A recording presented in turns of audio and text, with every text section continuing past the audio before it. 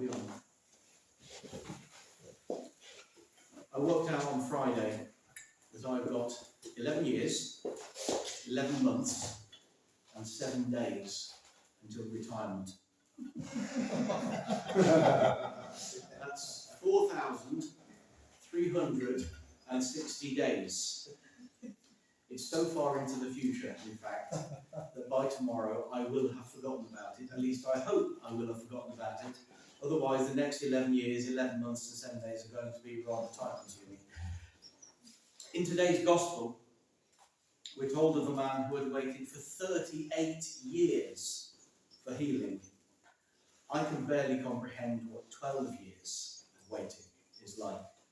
But the idea of waiting for over 3 times as long is firmly in the realm of the imagination.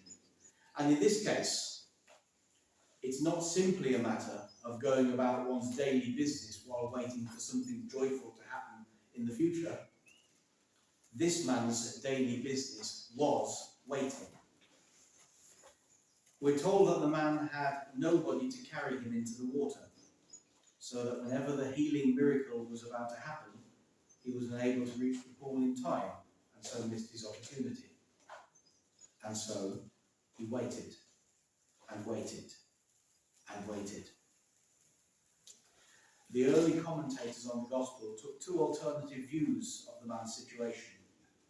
By some, he was held to be a wicked and sinful man, so notorious that there was not a single person nearby who was willing to lift a finger to help him even the tiniest bit, even to help him heal from paralysis. Others of the fathers suggest that he had once been wealthy, but had squandered away his wealth seeking cures for his paralysis, all of which had failed. And now, with only pennies to his name, he was finally forced to wait for the mercy of God. Either way, this man knew what it meant to be entirely and truly helpless. And yet, it was this man that Jesus saw, and the Gospel says, knew. Jesus, being God incarnate, perceived in an instant everything that this man was, both his outward appearance and his inner heart. Incidentally, we're told later that Jesus advised the man to sin no more, lest something worse happen, which suggests that whatever the reason for the man's predicament, sin had something to do with it. And there is something which always jumps out at me when I read this passage in St. John's Gospel, and that is the way in which Jesus approaches the man. Jesus Christ is God. He knows what the man needs to be healed. He knows that this is the man's most deeply held desire.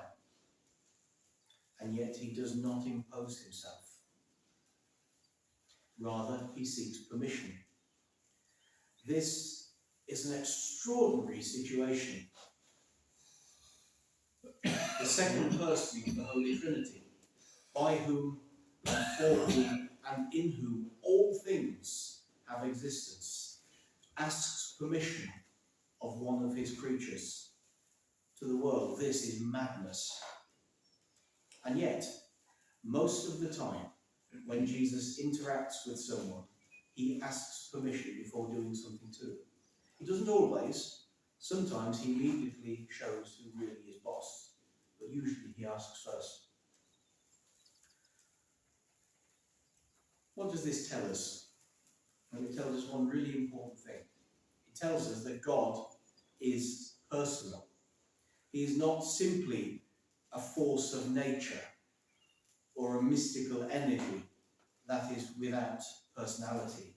God became man, after all, and he seeks us out on our own level, the level that he created.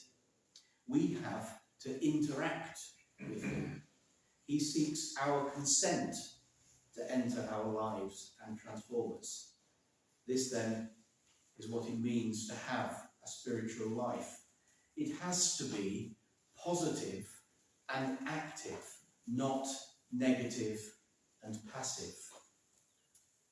Seeking our own salvation does not just mean that we want to avoid damnation, although that part is certainly quite important.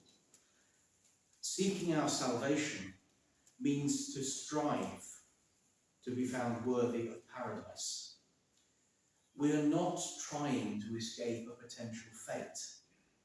We're trying to seek a better one.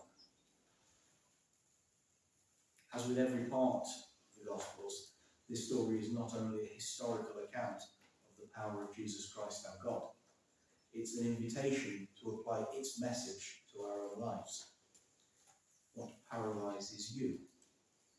What sins are you trapped in? What cares have tied you down? How many years have you been waiting for someone to come along and help you with your problems? If you listen carefully, you too will be able to hear the words of Christ. Do you want to be healed? What will be your answer?